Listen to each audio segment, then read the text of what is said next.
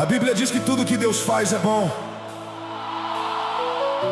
Tudo tem o tempo certo de acontecer.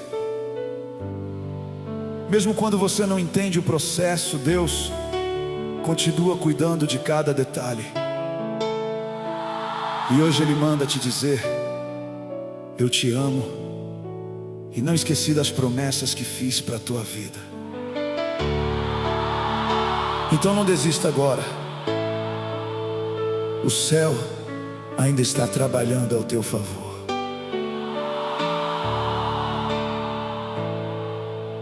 Eu pensei que fosse o fim da estrada, que meus sonhos tinham se perdido no chão,